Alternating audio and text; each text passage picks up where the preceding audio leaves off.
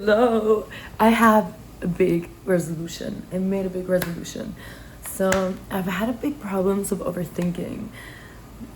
Moments where I would do anything, for example, right now I'm cooking potatoes and I would just do cutting potatoes, but my head would be like, nah, nah, nah. My other head would be like, nah, nah, nah. And it'd go like, oh my god, you did this, I didn't do this, and I should have done this, and why did I do this? So it was really always like this crashing against me. And it made me realize, one, I don't want to be like this, but B, this is a classical overthinking. And why do we overthink? It's because we're in our head, we're not on the outside, we're not present. So basically, oops, no, I already said it, but hold on, wait. When we shift our focus to, for example, cutting potatoes,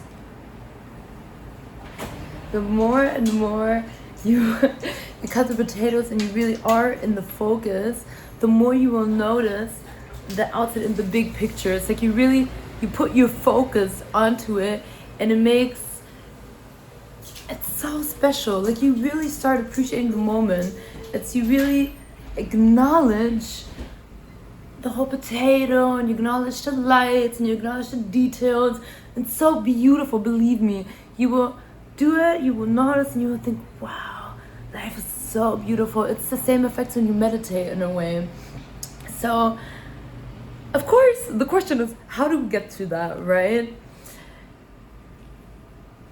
So, when you stay so focused on one thing and you've done it for so many seconds, I'm gonna say that you're getting more, and you're noticing how you're getting more and more zoomed in.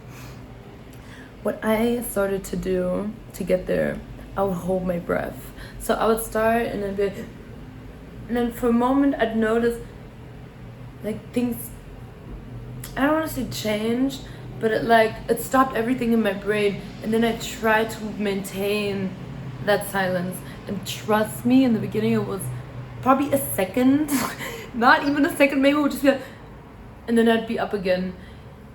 And the funny thing, the more you do these things, the more you get used to it, and the more your brain retrains itself to actually do that. It's how habits are formed, with the nervous system going like firing through your head, programming from over to no more thinking, to being present.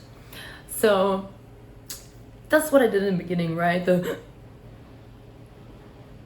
What I'm doing now, what I almost like so much more, because also walking through the city the whole time, it's a bit extreme. So what I did now, I turned this into the 4-4-4 method. What am I trying to say? 4.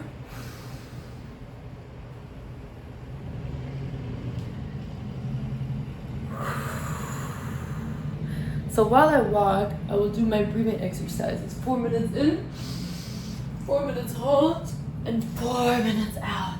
Seconds. We don't want to suffocating, collapsing. We don't want you collapsing. Okay, so that is actually how I do it and how I get back into the present. And try it. In the beginning, as I said, you're not really gonna get far, and you will catch yourself too many times. Just every time you catch yourself, try to do that, because the more and more you're training your brain, the more and more you will really feel the happiness, see the detail, and really be present in the moment, seeing the things for as they are, and not as, passive energy, so you just see and notice everything passively. Because life gets life when you actively live it. Yes. Fun fact, kids actually have such a beautiful life. I'm gonna say have such a good time because they're so present. They don't overthink. When I noticed that, also, it made the dots more connect. I hope this makes you more wanna. And see you in the next. Whoa. I have one more note. It's when you go fast and rush, you get so caught up with different things. You overthink so much. You do so many things wrong because you're really not thinking about the moment, right? You're so off present. And when you slow down and really take in the moment, you really notice the moment. It's like when you see a movie on the screen. Imagine this would be a camera, like the best camera, 470K, 100 pixel, whatever. And then I show you the milk, and you're so like, wow, the detail, wow. And that's how it can be in real life.